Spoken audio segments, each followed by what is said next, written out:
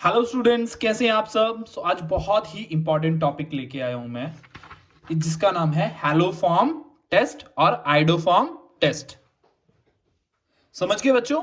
तो चलो बच्चों, आज हम इस टेस्ट को पढ़ते हैं कि टेस्ट है क्या और हम इस टेस्ट को क्यों करते हैं। समझ गए, है ना।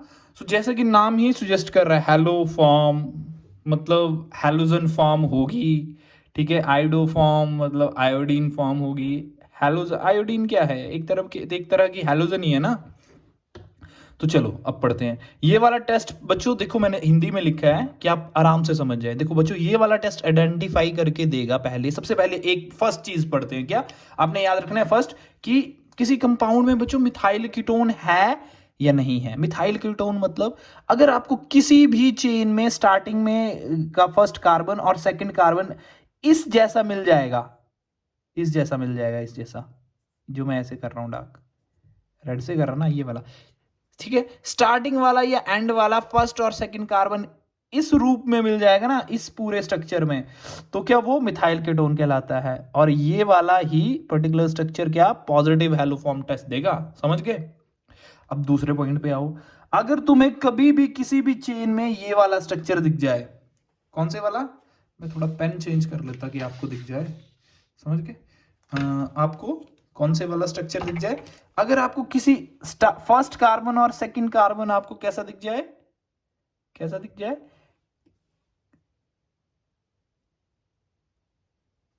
ऐसा दिख जाए, बिल्कुल सेम ऐसा। या पीछे से कार्बन फर्स्ट ले लो या स्टार्टिंग से फर्स्ट ले लो और दूसरे वाले कार्बन पे OH लग जाए, तो दिस टाइप ऑफ अल्कोहल जो होगा ये पॉजिटिव हेलोफॉर्म टेस्ट देगा। समझ गए। देखो मैंने एग्जांपल दिया है, इधर से CH3 CHOH, और ये वाला R जो है कितनी भी बड़ी चेन हो सकती है, ये भी कितनी भी बड़ी चेन हो सकती है। समझ गए। अब ये आगे से चेन भी स्टार्ट हो सकती है, पीछे से लास्ट कार्बन और उससे सेकंड लास्ट कार्बन जो है उस पे OH, वो भी अल्कोहल। ऐसे वाला जो स्ट्रक्चर तुम्हें कहीं भी दिख जाएगी तो वो क्या कहलाएगी, हेलोफॉर्म टेस्ट देगी वो। समझ गए।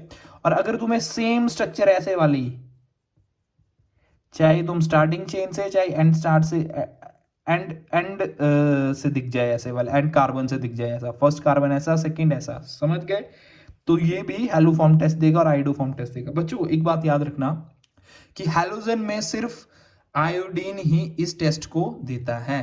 ठीक है, क्योंकि देखो कोई भी टेस्ट देगा तो हमें पता कैसे लगेगा, वो पीपीटी फॉर्म कर रहा है ना। ये इस टेस्ट में पीपीटी फॉर्म होते हैं। ठीक है, पीपीटी ये भी बनाता है, ये भी बनाता है, ये भी बनाता है। ठीक है, पर हमें कलर्ड पीपीटी सिर्फ आयोडीन ही बनाता है, येलो कलर के, तभी हम कंफर्म कर सकते हैं कि ये halo haloform test compound दे रहा है या नहीं दे रहा है। ठीक है, और क्लोरीन ब्रोमीन जो है ये कलर्ड, ये पीपीटी नहीं बनाते हैं कलर्ड। समझ गए, तो इससे हम आइडेंटिफाई नहीं कर पाते कि क्लोरीन का है या ब्रोमीन का है। समझ गए, इसीलिए सिर्फ हम हैलोजन में इसको आयोडोफॉर्म टेस्ट बोलते हैं, क्योंकि ये सिर्फ आयोडीन के लिए ही होता है। अगर आयोडीन होगा तो वो येलो पीपीटी बना देगा, जिससे हम आयोडोफॉर्म टेस्ट बोलेंगे। समझ गए।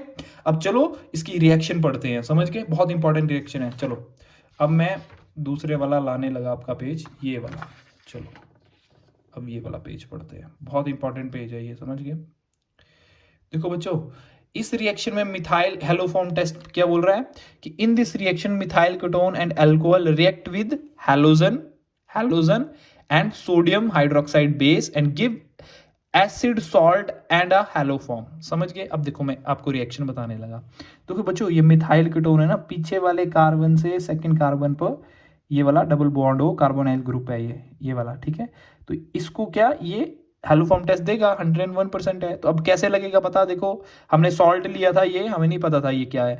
उसमें हमने 3 मोल हमने हेलोजन के डाले और 4 मोल बेस के डाले, सोडियम हाइड्रोक्साइड। याद रखना हमेशा, बहुत इंपॉर्टेंट बात बता रहा हूं मैं आपको। ये जो इसके मोल्स हैं ये भूलना मत कि कितने मोल डाल रहा है। ठीक है, ये जो रिएक्शन में जो है हमने 3 मोल डाले और 4 मोल किसके डाले, बेस के। समझ गए। और हमारे पास क्या बन गया, एक एसिडिक सॉल्ट बन गया और एक हेलोफॉर्म बन गई। अब ये हेलोफॉर्म ने क्या किया, हमें एक येलो कलर के पीपीटी फॉर्म करके दे दिए और हमें प्रेजेंस पता लग गई कि मिथाइल कीटोन प्रेजेंट है। समझ गए, समझ गए, समझ गए। पर हम इसमें X2 क्या लेंगे, इसमें आयोडीन ही लेंगे। समझ गए, समझ गए, समझ गए ना। हेलोजन जो लेना है हमने आयोडीन ही लेना है, याद रखना आप हमेशा। तभी यहाँ आयोडीन का हेलोफॉर्म बनेगी। ठीक है, आइडोफॉर्म बनेगी और हमें येलो पीपीटी मिल जाएंगे। ठीक है, देखो मैंने यहाँ पे लिखा है among haloform CH3 CHBr3 CHI3 only, देखो only CHI3 gives yellow PPT and the compound and the colored PPT is required for any test to detect compound। अगर कलर नहीं आएगा तो हमें क्या पता लगेगा? ठीक है, so in haloform test we study iodoform test, इसीलिए हम सिर्फ आइडोफॉर्म को ही इंक्लूड करते हैं। समझ गए? अब देखो मैंने रिएक्शन ली है, नीचे देख लो, एसीटोन ले लिया है। ठीक है, लास्ट वाले कार्बन से भी मिथाइल कीटोन बन रहा है और स्टार्टिंग वाले से भी मिथाइल कीटोन बन रहा है, पर हमने ऐसे नहीं देखना है, पूरी रिएक्शन कर रहे तो हम देखना पड़ेगा ना। देखो 3 आयोडीन के मॉलिक्यूल लिए और 4 मोल सोडियम हाइड्रोक्साइड का लिया। ठीक है, 3 मोल आयोडीन के, 4 मोल सोडियम हाइड्रोक्साइड के, तो एक एसिडिक सॉल्ट बना दिया। ठीक है, और क्या बना दिया? येलो कलर का पीपीटी हेलोफॉर्म बना दी। समझ गए? समझ गए ना? तो बच्चों एक बार रिएक्शन को देख लो 1-2 सेकंड और फिर मेरे को बताना कमेंट में कि आपको समझ आया या नहीं आया। तब तक हम चलते हैं इसके मैकेनिज्म में। समझ गए? समझ गए? चलो, तो बच्चों ये इस रिएक्शन का मैकेनिज्म है। अब सुनना कैसे हुआ ये। ठीक है, बहुत आराम से प्यार से समझना है, ये मैकेनिज्म बहुत इंपॉर्टेंट है। समझ गए? बहुत ही ज्यादा इंपॉर्टेंट है मैकेनिज्म बच्चों ये, इसको ऐसे मत ले लेना कि मैकेनिज्म नॉर्मल है ये।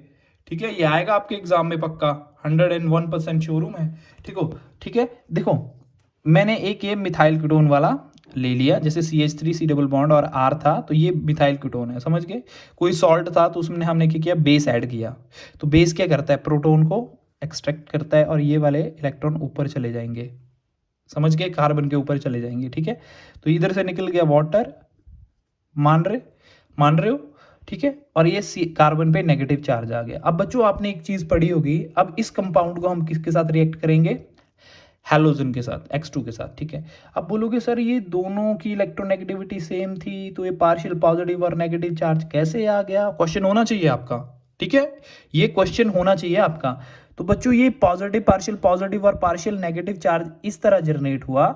हमने एक पढ़ा था आयन इंड्यूस्ड डाइपोल, कि आयन से कोई आयन होगा वो क्या करेगा? दूसरे कंपाउंड में डाइपोल इंड्यूस कर देगा, क्योंकि इसके एनवायरनमेंट में आगे ये वाला मॉलिक्यूल क्या हो जाएगा?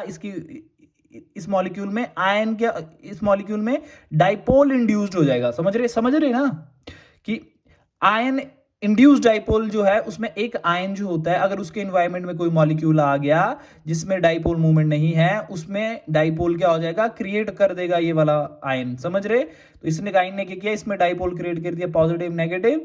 फिर क्या हुआ? ये पॉजिटिव पार्ट कहां जाएगा? नेगेटिव के पास। अपोजिट चार्जेस अट्रैक्ट, केमिस्ट्री वाला नहीं, फिजिक्स वाला नहीं। ठीक है, तो इसमें भी देखो चलता वही है, positive charges opposite charges attract और सेम चार्जेस रिपेल। ये नेगेटिव के पास नहीं जाएगा, कभी भागेगा इससे दूर, पॉजिटिव इसके पास आ जाएगा। देखो पॉजिटिव आ गया ना इसके पास और X निकल गया। ठीक है, फिर हम क्या करेंगे बच्चों? इसमें 2 मोल जो है सोडियम हाइड्रोक्साइड के डालेंगे और 2 मोल X2 के डालेंगे, मतलब हैलोजन के डालेंगे। तो क्या होगा? बेस जो है OH, ये 2 हाइड्रोजन एक्सट्रैक्ट करके -2H2O निकाल देगा। ठीक है, और इधर CH3, यहां 2, एक तो हाइड्रोजन है तो 2 और जुड़ जाएंगे और इस पे नेगेटिव चार्ज। ठीक है, अब हम क्या करेंगे? फिर बेस डालेंगे। ठीक है, तो बेस क्या करेगा? बताओ जल्दी बताओ कैसे हो गया? अब क्या हुआ? बेस ने क्या किया? अब ये वाले इलेक्ट्रॉन जो थे ये ऊपर चले गए। ठीक है, अब बेस आया और बेस ने क्या किया? OH नेगेटिव ने इधर अटैक किया, पार्शियल पॉजिटिव क्रिएट हो गया ना, यहाँ पे ऊपर चले गए इलेक्ट्रॉन। तो अब ये पार्शियल पॉजिटिव क्रिएट हुआ और ऊपर चले गए इलेक्ट्रॉन, तो क्या हुआ? इधर बैक बॉन्डिंग हुई। इसने क्या किया? इसने ये वाले इलेक्ट्रॉन फिर नीचे फेंक दिए और ये वाला मॉलिक्यूल बाहर निकाल दिया। समझ गए? बैक बॉन्डिंग अब आप अपने आप पढ़ोगे बैक बॉन्डिंग कैसे हुई, क्यों नहीं हुई ना, ये आगे पढ़ाऊंगा मैं टॉपिक आपको। तो हमारे पास क्या कंपाउंड बन गया? RC डबल बॉन्ड OH बन गया और CH3 बाहर निकल गया। ठीक है, अब क्या हुआ बच्चों? ये जो था इसका OH, ठीक है, इसने क्या किया? देखो इसने क्या किया होगा, देखो OH नेगेटिव ने क्या? ये प्रोटॉन निकल गया और इस प्रोटॉन ने क्या किया? इस C नेगेटिव पे अटैक कर दिया और CHX3 बना दिया। और सोडियम तो सॉल्ट पहले से पड़ा था, क्योंकि बेस में 2 बार हमने सोडियम ले लिया था, तो सोडियम के एक्सेस में होने से यहाँ पे सोडियम पॉजिटिव का आयन यहाँ पे जुड़ गया और ये एसिडिक सॉल्ट बन गया और CHX3 एक हेलो फॉर्म क्या बन गई। सो होप सो स्टूडेंट्स आपको ये मैकेनिज्म बहुत आराम से समझ आया हो, और अगर आपको कोई भी कंफ्यूजन होगा, डाउट होगा, तो आप कमेंट करके मुझे बता सकते हैं students. Okay students, thank you so much, bye bye, take care.